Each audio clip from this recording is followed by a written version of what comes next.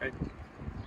Hi everyone, my name is Jarod Lundy. I'm the Director of Instruction at Quail Creek. Today we're going to take a look at greenside bunker shots, show you how to do this in a little more effective manner, hopefully help your golf games out a little bit.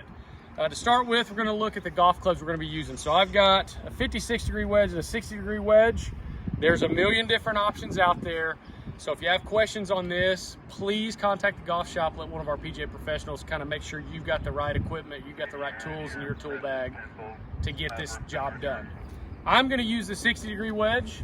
That's my primary weapon of choice for these greenside bunker shots. As you can see, I've got a little area here raked up.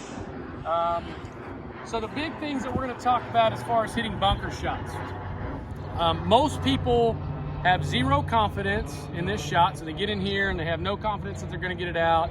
They've been told a million different ways of how to do it, and we're going to try to clean all that up today. First and foremost, I'm going to give you three primary things that you need to control to be successful at this shot. First would be speed.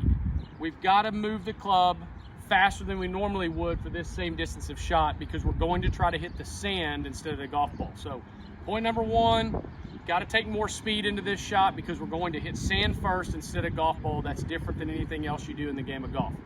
Number two would be the point of entry into the sand. Where are we going to hit that sand before the golf ball?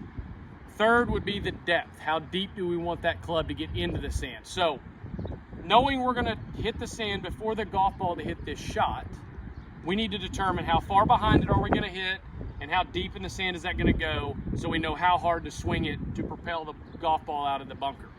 So what I would tell you, the easiest way to think about this shot would be cut the sand out from under it and keep the speed up. One way to practice this, point of entry, speed, and depth. You draw a line in the sand when you're practicing.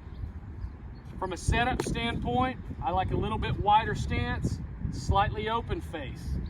This gets complicated for some people. They go, well, why do I open the club face when I'm hitting sand shots? That exposes the bounce of the wedge. That will help the wedge not dig in the sand, but kind of glide through it, cut the sand out. That way you won't be just moving shovels of sand forward and never getting the ball out. So open it ever so slightly. We open the body line ever so slightly to match that. More square body is better than getting way too open.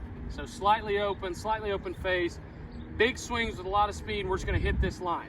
We're gonna go through it, and we're gonna see how many times we can just continuously hit this line. This will help us determine, as we get consistent with that, where to put the golf ball. If I have jack-o'-lantern teeth, where I'm hitting one back here, one up here, every now and then I get one in the middle, and you're gonna come to me and say, Jarod, help with my golf game, help me with my sand game, and I'm gonna go, well, you can't hit the same spot in the sand over and over. How do we know where to put the ball? So this line is the best drill that I can possibly give you on how to practice bunker shots. This will control point of entry, it will control the depth, and it will control the speed.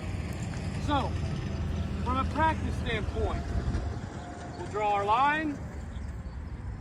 We'll put a ball in play this time, just in front of that line. What I would tell you is come in, slightly open face, slightly open stance, hit the line, slightly open face, slightly open stance, hit the line, then go to your golf ball, same thing.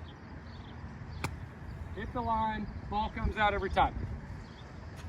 Stick with those primary points of focus. Speed, point of entry, depth of the sand, swing harder than you think you need to. We're hitting sand first.